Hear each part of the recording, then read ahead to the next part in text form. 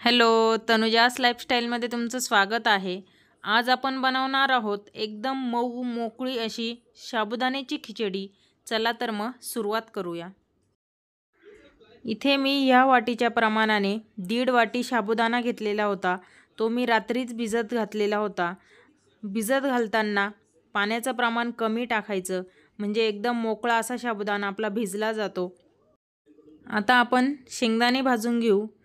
मी इथे कढईमध्ये शेंगदाणे टाकून घेतले। शेंगदाणे एकदम व्यवस्थित असे खरपूस भाजून घ्यायचे। आपले शेंगदाणे एकदम चांगले असे भाजले गेलेले। आपण आता ते काढून घेऊ। ते 2 मिनिटांसाठी थंड करून घ्यायचे। आता आपण त्याच्यावरचे साल काढून घेऊ। त्यासाठी मी इथे एक वजनदार असा खलबत्ता घेतलेला आहे। एकदम सर्व शेंगदाण्यांचे मी साल काढून घेतेय। शेंगदाण्याचे पूर्ण साल काढून घेतले। आता आपण ते मिक्सरला काढून घेऊ। मिक्सरला काढून झालेलं आहे। आपल्याला जास्त बारीक करायचं नाही। शेंगदाण्याचा कूट जर थोडा जाडसर ठेवला तर आपली खिचडी मोकळी होते। आता आपण हिरव्या मिरच्या कट करून घेऊ। तुम्ही इथे हिरव्या मिरच्या मिक्सरला काढून घेतल्या तरी चालेल। आता इथे एक बटाटा घेतलेला आहे, तो आपल्याला बारीक असा कट करून घ्यायचा आहे। बटाटे कट करताना बारीक असे कट करायचे, म्हणजे लवकर शिजले जातात। आता बारीक अशी कोथिंबीर कट करून घेते।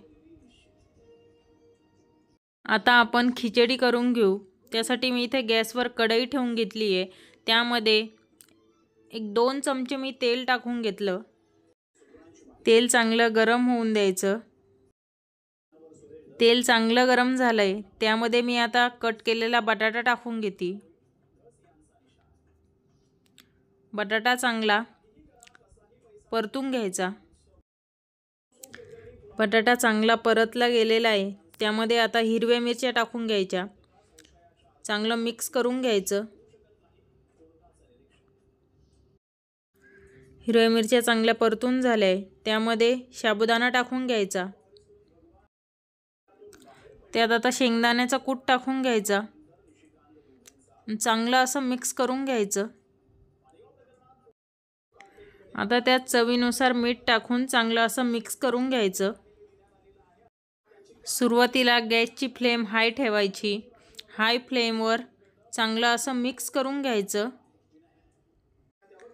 आता 5 मिनिटांसाठी आपण झाकण ठेवून घ्यायचं। गॅसची फ्लेम लो करायची। 5 मिनिटं झाले, झाकण काढून मी चांगले अशी मिक्स करून घेते।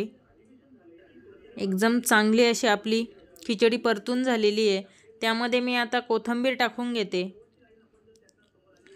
एकदम छान अशी मोकळी मऊ खिचडी तयार झालेली आहे। आता आपण ती सर्विंग प्लेटमध्ये काढून घेऊ। एकदम छान अशी आपली साबुदाण्याची खिचडी तयार झालेली आहे।